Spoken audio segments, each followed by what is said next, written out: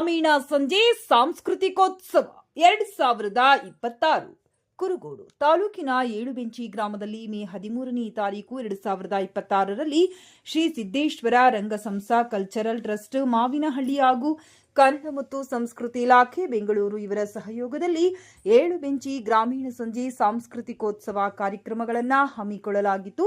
ಗ್ರಾಮೀಣ ಭಾಗದಲ್ಲಿ ಜನಪದ ಕಲೆಗಳನ್ನು ಉಳಿಸಿ ಬೆಳೆಸುವ ಕೆಲಸ ಸತತವಾಗಿ ನಡೆಸುತ್ತಾ ಕಲೆ, ಸಾಹಿತ್ಯ, ಸಂಸ್ಕೃತಿ ಬಗ್ಗೆ ಅರಿವು ಮೂಡಿಸುತ್ತಾ ಜನರಿಗೆ ಮನರಂಜನೆ ನೀಡುವ ಸಾಂಸ್ಕೃತಿಕ ಕಾರ್ಯಕ್ರಮಗಳು ಗ್ರಾಮೀಣ ಭಾಗದಲ್ಲಿ ನಡೆಯುವ ಕೆಲಸ ಇಲಾಖೆಗಳು ಮಾಡುತ್ತಿವೆ ಎಂದು ಜ್ಯೋತಿ ಬೆಳಗಿಸುವ ಮುಖಾಂತರ ಉದ್ಘಾಟನಾ ಕಾರ್ಯಕ್ರಮ ನೆರವೇರಿಸಿ ಪೌರಾಣಿಕರು ಮತ್ತು ಸಂಗೀತಗಾರರಾದ ಡಿಎಂ ಎರಿಸ್ವಾಮಿ ಉದ್ಘಾಟಕರು ನುಡಿಯನ್ನು ಪ್ರಸ್ತಾಪಿಸಿದರು. ಸಾಂಸ್ಕೃತಿಕ ಕಾರ್ಯಕ್ರಮಗಳನ್ನು ಗ್ರಾಮೀಣ ಜನರಿಗೆ ತಿಳಿಸುವ ನಿಟ್ಟಿನಲ್ಲಿ ಸರ್ಕಾರ ಇಲಾಖೆಗಳ ಧನಸಹಾಯ ನೀಡುವುದರ ಮುಖಾಂತರ ಬೆಂಬಲಿಸುವ ಕೆಲಸ ಮಾಡುತ್ತಿದೆ ಎಂದು ಕನ್ನಡ ಮತ್ತು ಸಂಸ್ಕೃತಿ ಇಲಾಖೆ ಸಹಾಯಕ ನಿರ್ದೇಶಕರು ಬಿ ನಾಗರಾಜ್ ಹೇಳಿದರು. ಕಲೆಗಳು ಬಹಳಷ್ಟು ಅಭಿವೃದ್ಧಿ ಸ್ಥಳವಾಗಿರುವುದು ಹಳ್ಳಿಗಳಲ್ಲಿ.